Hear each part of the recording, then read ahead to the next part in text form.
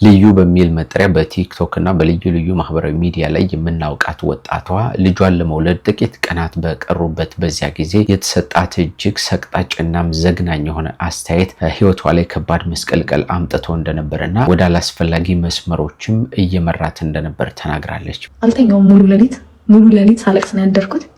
ልክ ጠዋት 11 ተኩል አካባቢ አሳለቅስ አድሬ ማለት ነው። ከዛ እንሽርቷ ይፈሰሳል በተኛውበት ማለት ነው። ምን ይሆን ያ አጸያፊው አስተያየት የሚለውን እንመለከታለን እንማማርበት ዘንድ ማለት ነው። የተወዳጁ የነጻነት ወርቅነህ ቤተሰቦች በሚዲያ ብቅ ብለው ስለቀደመ ህይወቱና ስለ ባለቤቱ የተናገሯቸው ንግግሮች በጣም ብዙ ክርክሮችን እያመጡ ነው የሚገኘው። አሜሪካን ሀገር መታከም የቻለ ያልታከመበት አንዱ ምክንያት ምንድነው? የባለቤቱ አልተረዳችሁም።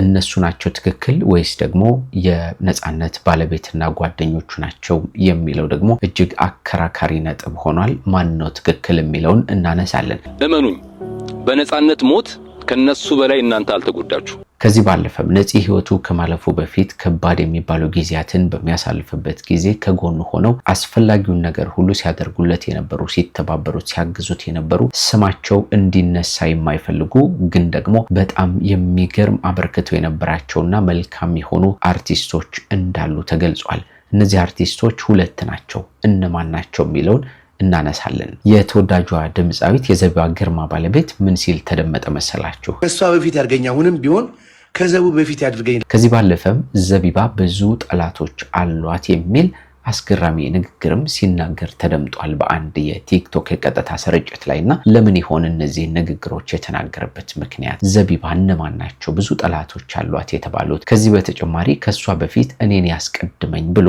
በጣም አስገራሚው ንግግር የተናገረበት ምክንያትስ ለምንድን ነው?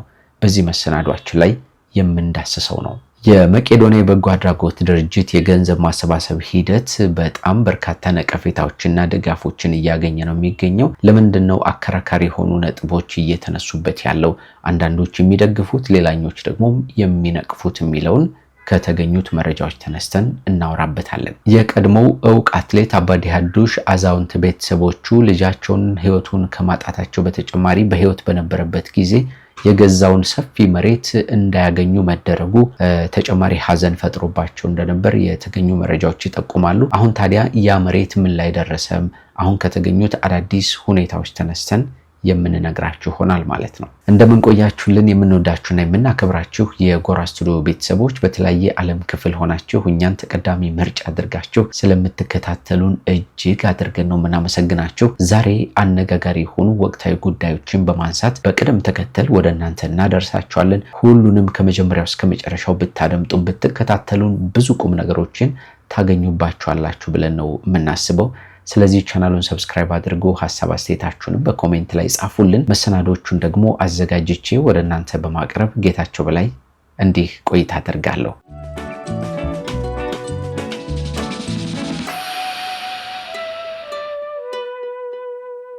ልዩ በሚል መጠሪያ በዚህ በቲክቶክ መንደር ውስጥ የምናውቃት ወጣቷ ቀደም ሲል ቅዱስ ከተባለው ባለቤቷ ጋር የሚሰሯቸው የቲክቶክ ኮንተንቶች በጣም ተወዳጅ ነበሩ። የካፕል ኮንቴንቶችን ነው ሲያቀርቡልን የነበረው። በዚያ ጊዜ ረዘም ላለ ጊዜ ልጅ ሳይወልዱ ቆይተው ነበር በወቅቱ። በዚያም ምክንያት በጣም ብዙ ሰዎች ለምንድን ነው የማትወልዱት የሚሉ ጥያቄዎችን ሲጠይቋቸው ነበር። እንግዲህ እነሱም እኛ ጠፍጥፈን አንሰራው ነገር ፈጣሪ በሰጠን ጊዜ እንወልዳለን የሚል ምላሻቸውንም ሲሰጡ ነበርና እነዚህ ነገሮች ግን ቀስ በቀስ ወደ አላስፈላጊ ነገር እየመጡ ልዩንም ሆነ ባለቤቷን እናንተ ማትወልዱ መካኖች ናችሁ የሚሉ ስድቦችንም ጭምር ያዘሉ አስተያየቶች በጣም በስፋት ሲሰጧቸው ነበር። እነዚህ ነገሮች ደግሞ ህይወታቸው ላይ በጣም ብዙ ጫናዎች ናቸው የሚያሳድሩት። ብዙ ሰዎች ወደ ትዳር ከገቡ በኋላ ከራሳቸው ዕቅድ አንጻር ሊሆን ይችላል ወይ ደግሞ ፈጣሪ የሚሰጥበት ጊዜ ይዘገይና ሳይወልዱ የሚቆዩበትን ሁኔታ ብዙ ጊዜ እንመለከታለን። ሰዎች ግን ትዕግስት የላቸውም።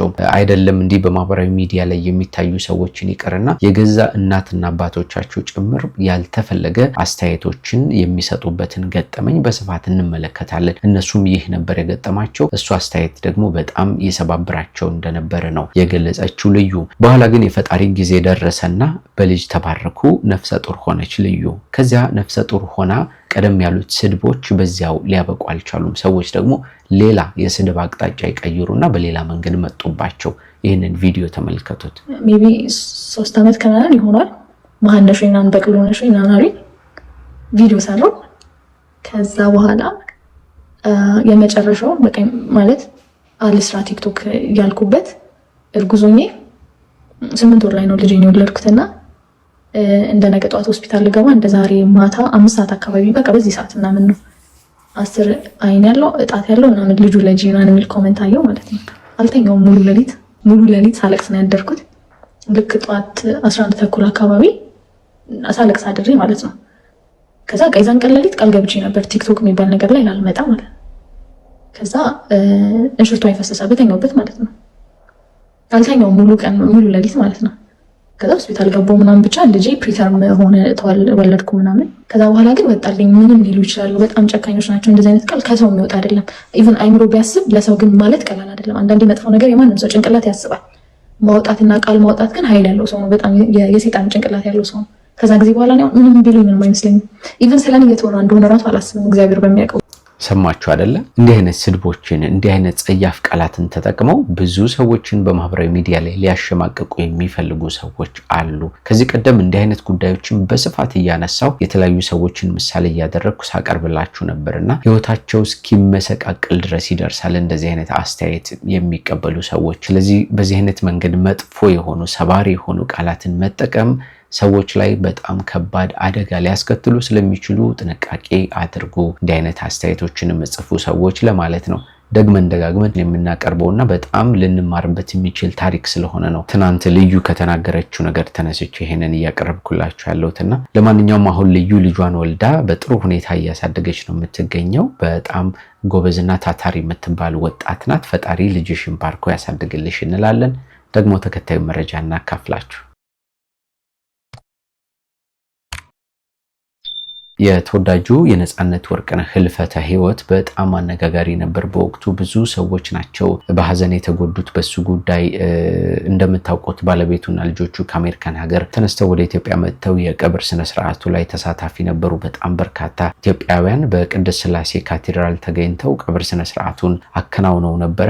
ነገርየው ከዚያ ጊዜ ጀምሮ በብዙ ሰዎች ዘንድ ልዩ ልዩ ውዝግቦችን ነው እያስከተለ የነበረው። ጓደኞቹና ወዳጆቹ በኢቢኤስ ቴሌቪዥን በኩል ቀርበው የተናገሩ ንግግሮች ነበሩ። ባለቤቱም እንደዚሁ አሜሪካ ከተመለሰች በኋላ በአንድ ዩቲዩብ ቻናል ላይ ገብታ ሐሳቧን አቀርባ ነበር። እነዚያ ነገሮች ከተከናወኑ በኋላ ነው እንግዲህ አሁን ሌላ ውዝግቦች እየተነሱ የሚገኙ። በወቅቱ እንደምታስታውሱት ኢቢኤስ ቴሌቪዥንም ለባለቤቱና ለልጆቹ የገቢ ማሰባሰቢያ መርሃ ግብር ከፍቶ ጎፈንድሚም ጭምር ተከፍቶ በጣም በርካታ ሚሊዮን ገንዘብ እየተሰባሰበ እንደነበርም ይታወሳል። በዚያ ጊዜ ነጻነት ኢትዮጵያ ውስጥ በቴሌቪዥን ስራ ላይ ከዚያ ባለፈ የማስታወቂያ ስራዎችን እና የትወና እንዲሁም ሌሎች የአርት ስራዎችን እየሰራ በሚያገኝ ገንዘብ በየወሩ ለባለቤቱና ለልጆቹ የሚሆን ብር ወደ ዶላር እየቀየረ እየላከ ያስተዳድራቸው እንደነበር ተገልጾ ነበር። ባለቤቱም ህመም ስላለባት ስራ በደንብ መስራት ስለማትችል ይህንን እያደረገ እንደነበር ቀደም ሲል የተነገረን። ከሰሞኑ ግን የነጻነት ወርቅነህ ወንድምና እህት እንዲሁም ሌሎች በሚዲያ ብቅ ብለው የተናገሯቸው ንግግሮች ግን አቅጣጫውን ቀይረው ሌላ አጀንዳ መሆኑን ታውቃላችሁ። አሜሪካን ሀገር መታከም የቻለ ያልታከመበት አንዱ ምክንያት ምንድነው? የባለቤቱ አልተረዳችውም፣ ፍቃደኛም አልነበረችም። ላይ እሷ ወደዚህ መጣት አትፈልግም እና እንዴት ነው በዚህ ሁኔታ የሚቀጥለው የሚል ነገር አነሳሁኝ። የነገረኝ ሁሌ ነጻነትን አባትነቱን ሳይሆን የሚፈልግ የነበረው ጥቅሙ ነው። ምን ማለት ነው?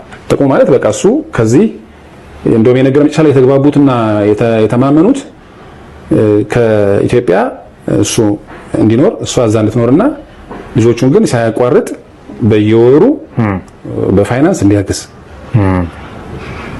በሚል እንጂ በዛ ደረጃ ተግባብቶ እሱም ያው እስከ መጨረሻ ሰዓት ድረስ በየወሩ $2000 እና ልጆቹ ምንም ሳያቋርጥ እያንዳንዱን ገንዘብ እያገዘ ልጆቹን እንዳሳደገ። ስለ ጉዳዩ ብዙም ጠለቅ ብዬ ልነግራችሁ አልፈልግም። ምክንያቱም ብዙዎቻችሁ ሰምታችሁታል ብዬ አስባለሁ የነጻነት ቤተሰቦች ያነሷቸውን ሀሳቦች። ነገር ግን በጥቅል ስነግራችሁ ቤተሰቡ በስፋት እያነሳ የሚገኘው ከባለቤቱ ጋር በተገናኘ ነበረ።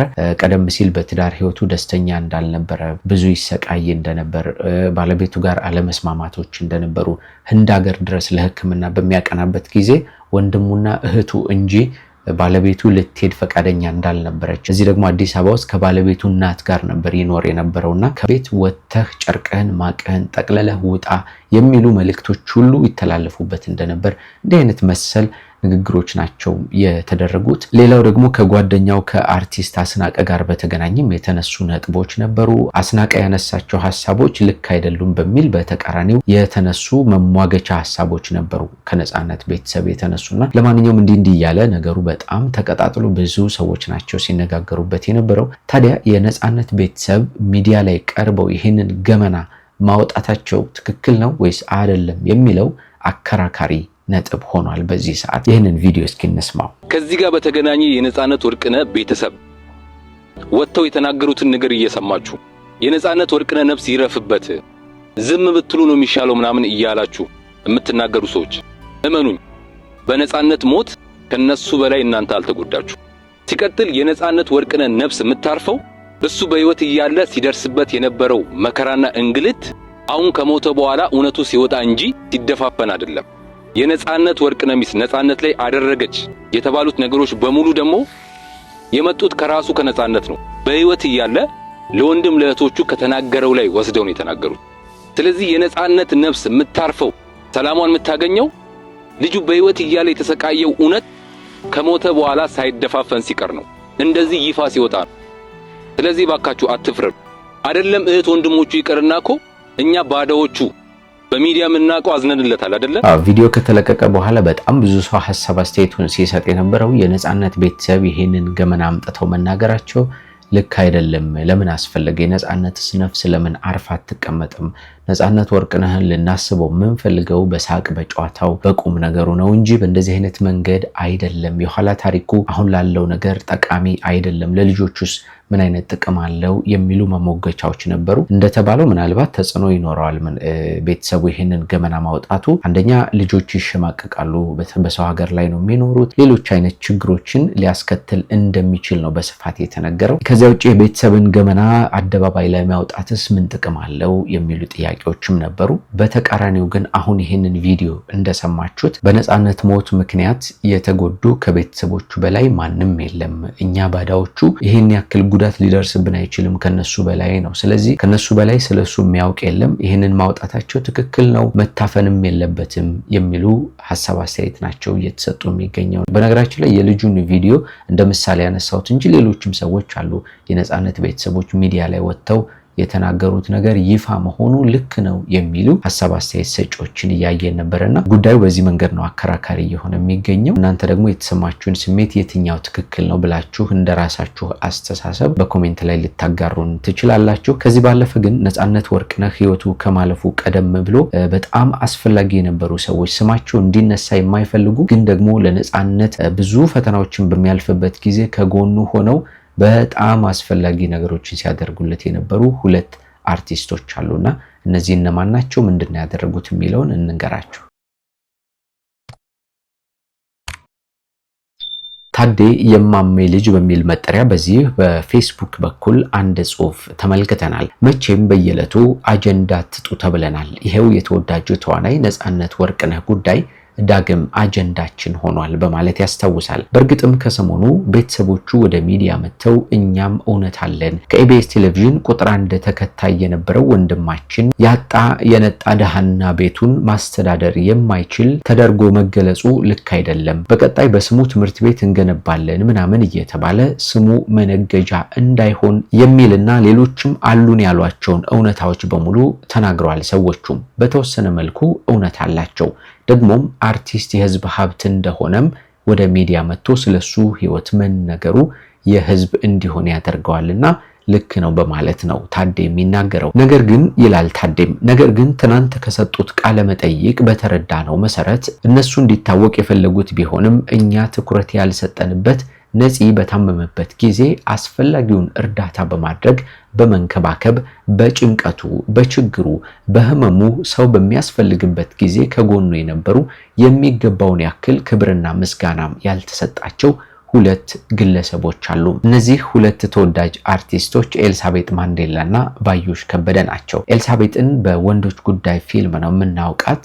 ቀጮ በሚል ተቀጽላ ስሟም በስፋት ታዋቂ ናት። ተወዳጅ አርቲስት ናት። ባዩሽ ከበደም በልዩ ልዩ ፊልሞቿ፣ ተከታታይ ድራማዎችና በሌሎች ኪነጥበባዊ ስራዎቿ በስፋት እናውቃታለን። እነዚህ ሁለት ሰዎች የነጻነት ወርቅነህን ጉዳይ በጣም በጥሩ መንገድ ያገዙ፣ ቀደም ባለው ሰው በሚያስፈልግበት ጊዜ ከጎኑ የነበሩ ተወዳጅ ሰዎች ናቸውና ሊመሰገኑ ይገባል ተብሎ ነው በዚህ በማህበራዊ ሚዲያ ላይ ብዙ ሰዎች እየተቀባበሏቸው የሚገኘው።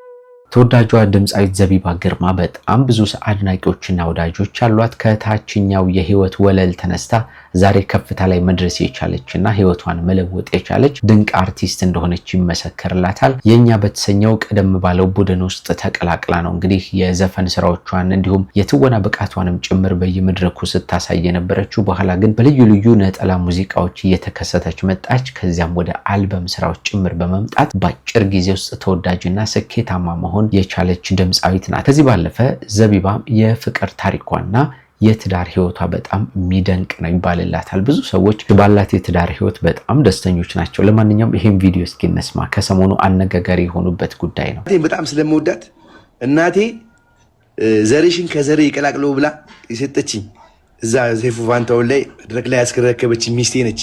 እሷ ነች አሁን እናቴ። ይኸውልሽ ዘቢባ አዎ ለሷ ሞታለሁ እኔ። እሷን እኔ ነኝ ዝቅ ያደረኳት። እግዚአብሔር ምስክሬ ነው። እኔ ነኝ እዚህ ጋር ዝቅ ያደረኳት። የማይገባት ቦታ ስሟ እንዲነሳ ያደረኩት እኔ ነኝ። እኔ ነኝ እሷን ጉልበቷ ላይ ወርጄ ይቅርታ የምጠይቀው። እግዚአብሔር ምስክሬ ነው። ይህንንም ድንገርሽ ስሚ፣ ዘቡ ከሚከፋት እኔ ቢከፋኝ ይሻለኛል። እግዚአብሔርን ዘቡ ያሳለፈችውን ህይወት ማንም አላሳለፈም። ስለ ዘቢባ ባወራ የማይሰለቸኝ ሰው እግዚአብሔር ምስክሬ ነው።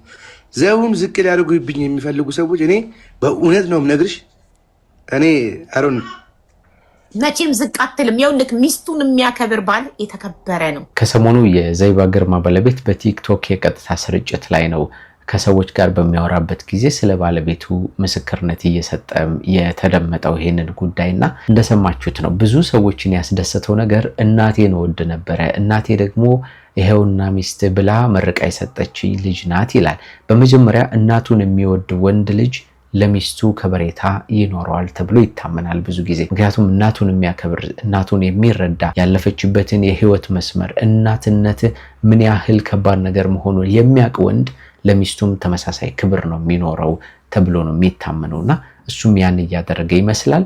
እናቴ መርቃ ስለሰጠችኝ እኔም ደግሞ በጣም ወዳት ሚስቴ ናት እያለ ይመሰክራል። እውነት አቡዬ አንድ የሚያስቅ ነገር ልንገርሽ። አንድ ትልቅ ሰው የሆነ ኦፊስ ገባውና አንተ ጠላቴን አለኝ። እንዴ ምን አደረኩኝ ነው አለኝ። እግር አሳጠብከኝ አለኝ። ተቆጣኝ። አስራለሁ አለኝ። ምን አድርጌ እንዴ ሚስቴ እርጉዝ ሆና እግሯን አጠብኳት አለ። እስቲ እንደ ኢየሱስ ሙቅ ውሃ ሙቅና ይሄ በቃ ደስ አይልም አቡ። ብዙ ባሎች እኮ ካንተ ተምረዋል። በጣም ጎበዝ። እግዚአብሔር ይመስገን። የሰደበኝን ሰውዬ ሽልጥልጥ ምናምን ብሎ የሴት ልጅ እግር ያጥባል ምናምን ብሎ የሰደበኝን ሰውዬ እስካይላይቱ ላይ አግኝቼዋለሁ። ሱፍ ለብሶ እኔም ሱፍ ለብሼ አንገትን አቀረቀረ። እኔ ግን አንገቴን ቀና አደረግኩኝ፣ ደረቴን ነፋው።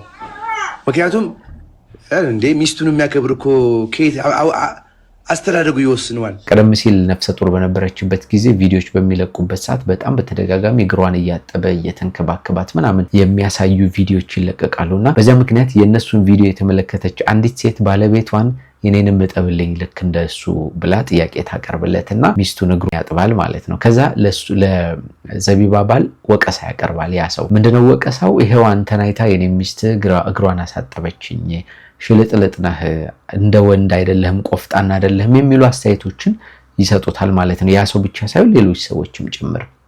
ሌላ ቀን ግን ፕሮግራም ላይ ያን ሰው ሳገኘው እኔ ነኝ ኮራ ብዬ ሄድኩት ደረቴን ነፋ አድርጌ። እሱ ግን ተሸማቀቀ። ምክንያቱም የተናገረው ነገር ልክ እንዳልሆነ አእምሮ ስለሚያውቀው ማለት ነው። እና ሚስትን መንከባከብ እንደ ነውር የሚቆጠርበት ሁኔታ ልክ እንዳልሆነ ነው ከዚህ ላይ ለመረዳት የምንችለው። ያን ብቻ ሳይሆን ብዙ ጠላት አላት ዘቢባ ግርማ ማለት ብዙ ጠላት አላት። ምስኪን ከታች ተነስታ ላይ የደረሰች ሴት እኔ ያዘንኩትን ቅድም ራሱ ብርሃን ስትገባ እሱዬ ነው ማውራት እንፈልገው ዘቢባን እንዴ ዘቢባን ማለት እኮ እሱዬ ነው እሱዬ ማለት ዘቢባ ነች ሌላው ግን ብዙ ጠላት አላት ሲል ተደምጧል እንግዲህ ታዋቂ ሰዎች የሚወዳቸው ሰው እንዳለ ሁሉ የሚጠላቸው ደግሞ በእነሱ የሚቀናም ሊሆን ይችላል ሌላም ነገር የሚያስብ ብዙ ሰው እንደሚኖር ይታወቃልና በዚያ ምክንያት ነው ጠላቶች አሏት እያለ የሚገኘው ግን እሱ ጠባቂ ተንከባካቢ ባል ስላላት በጣም ጥሩ ነገር ነው እና እኔ ዘውዬን ክፉ አይንካብኝ ዘቡን ለልጆቼ ታስፈልጋለች ከሷ በፊት ያርገኛ አሁንም ቢሆን ከዘቡ በፊት ያድርገኝ ለልጆቼ እሷ ታስፈልጋለች ከኔ ይልቅ እኔ ኮተት ነው ያመጣውባት እርዳታ እየሰራው ኮተት በጣም ያስገርመኝ ሌላው ነጥብ ግን ከሷ በፊት እኔን ያስቀድመኝ በማለት ለሷ ያለውን ጥልቅ ፍቅር በሚገባ የገለጸበት ነው ለልጆቼ ከኔ በላይ እሷ ነች የምታስፈልገው ከኔ በላይ እሷ በጣም ጎበዝ ናት የሚል ሐሳቡን ነው የሰጠው በርግጥ እሱ በጣም ጎበዝ ሰው ነው ብዙዎቻችን እናውቀዋለን በተለያየ መንገድ ለባለቤቱ የሚያደርገውን እሷም ስትመሰክርለት ስለምንሰማና ግን እንደ ትህትና የሚመስላል ከኔ በላይ እሷ አስፈላጊ ሰው ስለሆነች እኔ ልቅደም ብሎ ፍቅሩን ገልጦላታል ለማንኛውም የሁለቱ ሰዎች የፍቅር ታሪክ በጣም አስገራሚ ስለሆነ ሰሞኑን ደግሞ ስለሷ የመሰከረው ነገር በጣም ደስ የሚያሰኝ ስለሆነ እንዲያው ብንማርበት በማለት ነው ያጋራኋችሁ መቄዶንያ የበጎ አድራጎት ድርጅት በሀገር አቀፍ ደረጃ በጣም በርካታ አረጋውያንና የአእምሮ ህሙማንን በመያዝ በማዕከሉ ልዩ ልዩ እንክብካቤዎችን የሚያደርግ ድርጅት ነው እኔ በግሌ እዚህ አዲስ አበባ አያት ጠበል አካባቢ የሚገኘውን ዋናውን ቅርንጫፍ ነው የማውቀው የበጎ አድራጎት ድርጅት መስራች ቢኒያም በለጠ ደግሞ በስፍራው ብዙ ሰዎችን እያስተባበረ እንዲሰሩ ያደረገ መልካም ስራን ዘርግቶ የሚኖር ድንቅ ሰው እንደሆነ ይታወቃል ብዙ ጊዜ ስለሱ የተወራ ነገር ነውና አዲስ አበባ የሚገኘው ይሄኛው ዋናው ማዕከል በጣም ብዙ አረጋውያንን ያዘው በጣም ብዙ የሚያሳዝኑ ህመምተኞች አሉ ሰዎቹን ደግሞ በየቀኑ የሚንከባከቡ ዳይፐር ሁሉ የሚፈልጋቸው በራሳቸው መጸዳዳት የማይችሉ ሰዎች ጭምር ስላሉ እነሱን በማገዝ ዳይፐር በመግዛት ብዙ አይነት ወጪዎችን በመሸፈን ነው ማዕከሉ ውሎውን የሚያሳልፈው ታዲያ በየዕለቱ አዳዲስ ገቢ ይፈልጋል አዳዲስ ገንዘብ ይፈልጋል ለነሱ ደግሞ ምቹ የሆነ አኗኗር እንዲኖራቸው በማሰብ እዚያው ግቢ ውስጥ ትልቅ ህንጻ ገንብቶ ለሆስፒታል አገልግሎት ለመኝታ አገልግሎት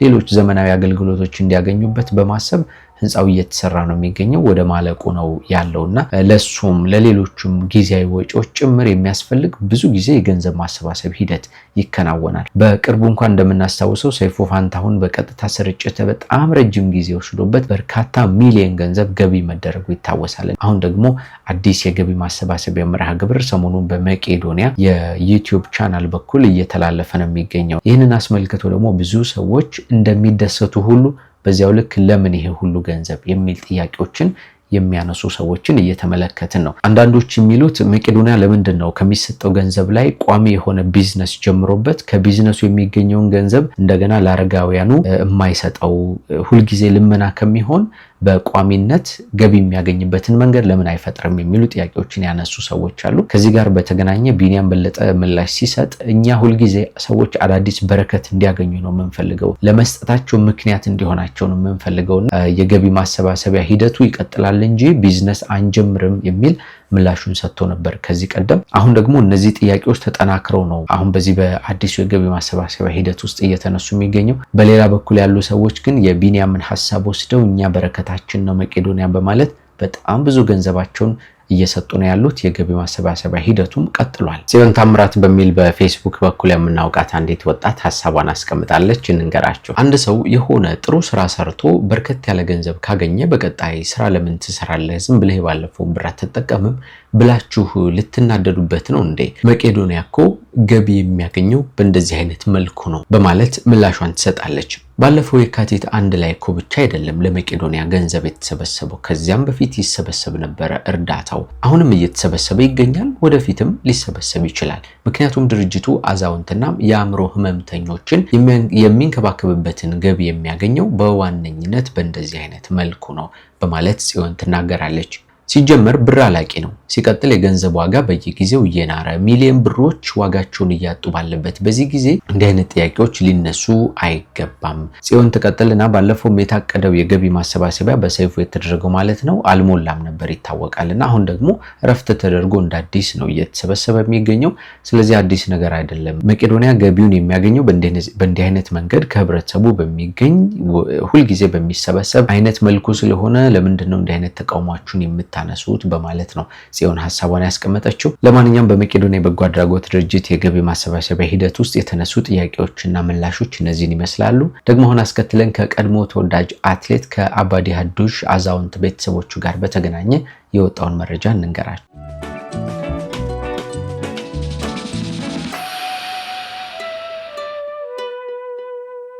አትሌት አባዲ ሀዱሽ በሀገራችን በጣም ተወዳጅ ከሚባሉ የቀድሞ አትሌቶች መካከል ነው። በዓለም አቀፍ ደረጃ ብዙ ውድድሮችን አከናውኗል። የወርቅ ሜዳሊያዎችን አግኝቷል። ለሀገሩም ለቤተሰቡም ጥሩ አበርክቶ እያደረገ የሚገኝ ታዋቂ አትሌት ነበር። በኋላ በአንድ አጋጣሚ ህይወቱ አለፈ። ቤተሰቦቹ ደግሞ ወደ ከባድ ችግር ውስጥ ወደቁ። የልጃቸውን ማጣት ብቻ አይደለም እነሱን ያንገላታቸው፣ ቀደም ሲል በህይወት ዘመኑ ያፈራቸውን ንብረቶች ወደ ራሳቸው ኪስ ማስገባትም ጭምር አልቻሉም ነበር። ይህም ተጨማሪ ሐዘን ሆነባቸው ማለት ነው። አትሌቱ በህይወት እያለ በመሆኒ ከተማ 1000 ካሬ ሜትር የሚጠጋ ሰፊ መሬት በ4 ሚሊዮን ብር ይገዛና ያንን ቦታ ሲገዛ ከራሱ አካውንት ወደ ሰዎች ወይም ወደ ገዛቸው ሰዎች ሲያስተላልፍ የሚያሳይ የባንክ ደረሰኝም ጭምር አለ። ከዚህ ባለፈ ደግሞ የተፈራረሙበት ህጋዊ ሰነድም ጭምር እንደነበር ይታወሳል። ይሄ ሁሉ ማስረጃ ቢኖርም ግን ቤተሰቦቹ ይህንን ገንዘብ አምጥተው መጠቀም አልቻሉም ነበር የልጃቸውን ገንዘብ። ይህንን መሬት ያዙ አካላት ደግሞ ሙሉ ደስታ ተክለ ሃይማኖትና ፍሬወይኒ ፀሐዬ ወልደ ማርያም የተባሉ ሰዎች ነበሩ። በመጨረሻ ብዙ ክርክሮችና ሂደቶች ከተከናወኑ በኋላ በትናንትናው ዕለት ፍርድ ቤቱ ለወላጆቹ ቦታው ተላልፎ እንዲሰጥ ወስኗል ማለት ነው። ይህም ለአዛውንት ቤተሰቦቹ በጣም ትልቅ ደስታ ነው። በብዙ የህይወት ምስቅልቅል ውስጥ ነው እየኖሩ የሚገኙት የነበረው እነዚህ ምስኪን ቤተሰቦች አሁን የልጃቸውን ንብረት ማግኘታቸው መጦሪያ የሚያገኙበት እድል ስለሆነ በጣም ደስ የሚያሰኝ ዜና ሆኗል ማለት ነው። አትሌቱ ቀደም ሲል ለሀገራችን ላበረከተው አበርክቶ ስሙ ሲነሳ ይኖራል። ቤተሰቦቹም እንኳን ደስ ያላችሁ። ከዚህ ባለፈ አበርክቶ ስታደርጉ የነበራችሁ ይህ እንዲሳካ ስትጥሩ የነበራችሁ ሰዎች በሙሉ ብዙ ሰዎች ምስጋናቸውን እያቀረቡላችሁ ነው የሚገኘው። እነሆ ተቀበሉ ብለናል። በተለያየ ዓለም ክፍል ሆናችሁ እኛን ተቀዳሚ ምርጫ አድርጋችሁ የምትከታተሉን ሁላችሁንም በጣም እናመሰግናለን። እንደምታውቁት ጎራ ስቱዲዮ ወቅታዊ፣ ማህበራዊ፣ አዝናኝና አስተማሪ የሆኑ ታሪኮችን ነው እየዳሰሰ ወደ እናንተ የሚያቀርበው። እንደ ወትሮ ሁሉ ዛሬም በልዩ ልዩ ታሪኮችን አንስተን ነው በቅደም ተከተል እንዲያቀርብንላችሁ። ከዝግጅታችንም ቁም ነገሮችን እንዳገኛችሁ ባለሙሉ ተስፋ ነን። ጌታቸው በላይ ደግሞ አብሬያችሁ ቆይታ አድርጌያለሁ። ቻናሉን ግን ድንገት ሰብስክራይብ ሳታደርጉ እየተከታተላችሁ ያላችሁ ከሆናችሁ ሰብስክራይብ አድርጉ። ሌሎቻችሁ ደግሞ ሐሳብ አስተያየታችሁን በኮሜንት ላይ ልታደርሱን ትችላላችሁ። በሚቀጥለው እንደገና እስክንገናኝ ቸር ቆዩልን።